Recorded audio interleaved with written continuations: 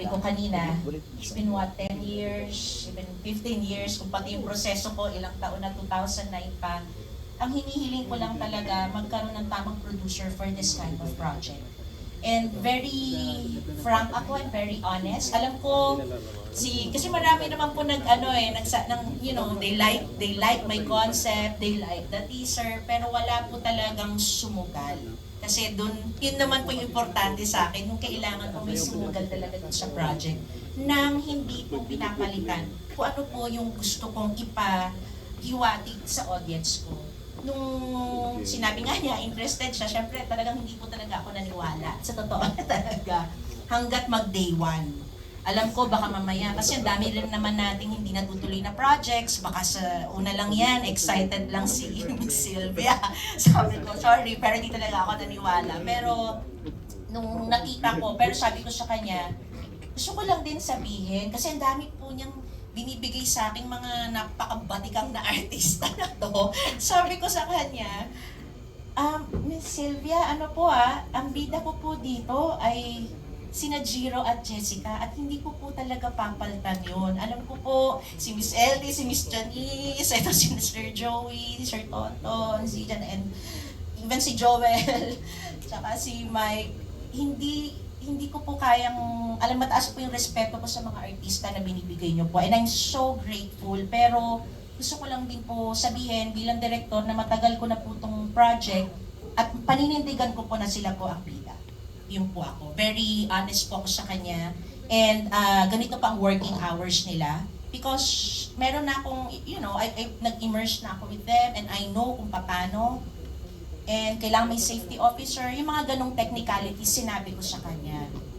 Tapos sabi niya, ano naman? Sabi niya, ano naman? Gusto ko si Janice, gusto ko si ganito. Bakit? Anong problema? Gusto ko Claveria.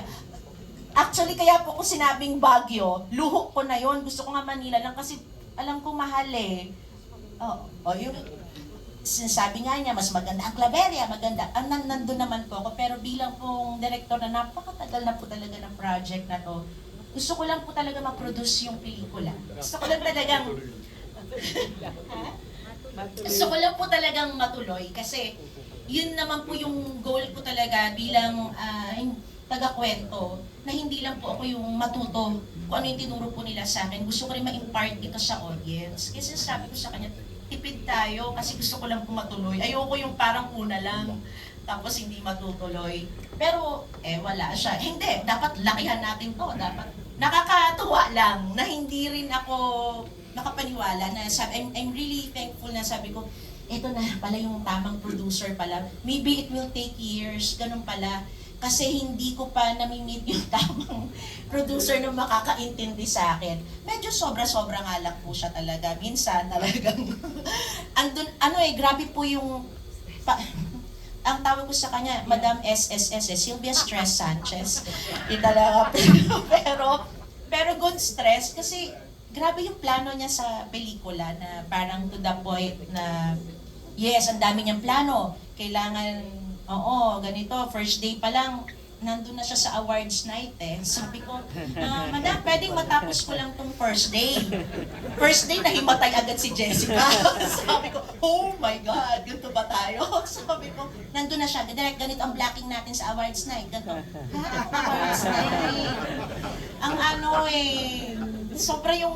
sobrang advance, ang layo niya. Sabi ko, sobra naman kung producer na to. Nandun na siya eh. Pero it helps also because, sobra siyang confident din naman sa project. And nakaka-touch yun. And I have to give it to her talaga. Kaya dapat siya yung tanungin kung anong tinira niya, bakit? Hindi ko rin alam eh. Sa totoo lang eh. Tinamaan sa puso. Yung sa akin, nung nakita ko tong project na to, nung binigay ko yung tiwala ko sa project na to, nung sinabi niya na ang mga bida ko ay mga persons with Down syndrome, binigay ko ng buong buo sa mga persons with Down syndrome yung puso ko, yung tiwala ko.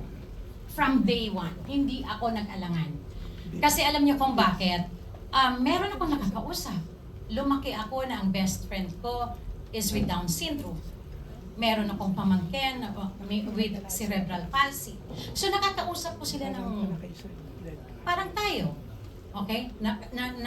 Naluloko ko pa nga. Nauutok pa nga ako. So alam ko kaya. And para alam nyo lang, yung mga anak ko hanggang ngayon nandun sa Mindanao, meron kaming alaga doon, si Choy Choy. Na-meet nyo naman, di ba? Si Choy Choy, isa din siyang with Down syndrome. So na-meet nila yon, sabi ko, oh, ito yung reason. Na-meet nila, nakita nila kung bakit ganun ako katiwala. Then,